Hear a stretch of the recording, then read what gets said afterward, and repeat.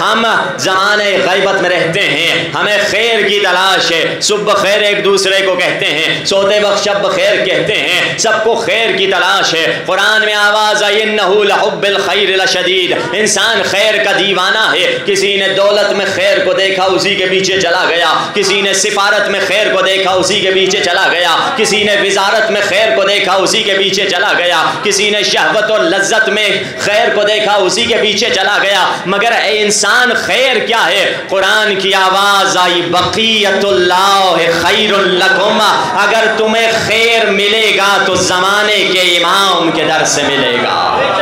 خیر کا مرکز یہ ہے، مگر ہم کیوں مولا کے قریب نہیں ہوتے؟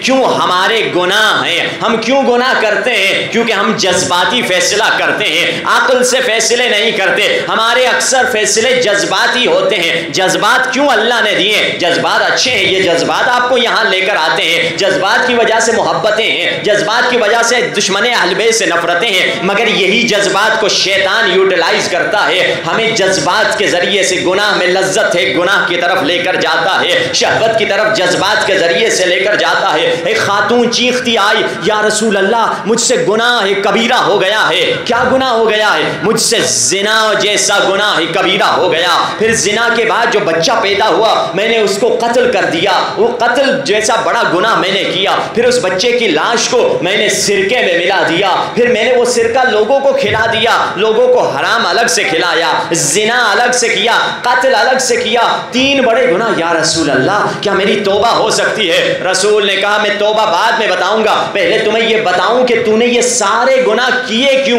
وجہ کیا ہے؟ اب جیسے ایک حکیم ایک طبیب ڈائیگنوز کرتا ہے تمہارے کینسر تمہاری ڈیزیز کی وجہ کیا ہے، اب رسول اللہ ڈائیگنوز کر کے بتلا رہے ہیں تمہاری وجہ کیا ہے، تو نے اتنے گناہ کیوں کیے؟ فرمایا انی ظننت انکی ترکتی صلاۃ العصر، تو نے اتنے جو گناہ کیے فلاں موقع پر تو نے نماز عصر کو ترک کر دیا تھا، جان بوجھ کر ایک نماز عصر کو جو تو نے ترک کیا تھا، کیونکہ نماز زنا سے بچاتی ہے، نماز حرام سے بچاتی ہے، نماز گناہوں سے بچاتی ہے۔ ہم جذباتی فیصلہ کرتے ہیں، اسی لیے گھر میں لڑائیاں ہوتی ہیں، گھر میں جھگڑے ہوتے ہیں۔ جوان آ کے ہم سے کہتے ہیں قبلہ پتہ نہیں میرا باپ پتہ نہیں مجھ سے ایسی سختی کیوں کرتا ہے، میری ماں اتنی سختی کیوں کرتی ہے۔ میں کہتا ہوں سارے ماں باپ ایسے ہی ہوتے ہیں، مسئلہ یہ ہے اللہ نے تمہیں ایک امتحان دیا ہے، باپ کو ایک جزئی ولایت دی ہے، جو بچہ باپ کی ولایت میں نہیں رہ سکتا وہ علی کی ولایت میں بھی نہیں رہ سکتا ہے۔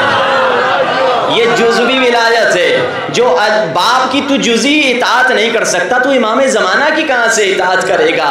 جب باپ کی عزت جو بچہ سیکھ لیتا ہے پھر اسے کہتے ہیں زیارت عاشورہ میں کہو بے ابی انت و امی، میرے ماں باپ حسین پہ قربان۔ ارے جس نے باپ کی عزت ہی نہیں کرتا وہ کیا سمجھے گا بے ابی انت و امی کیا ہوتا ہے؟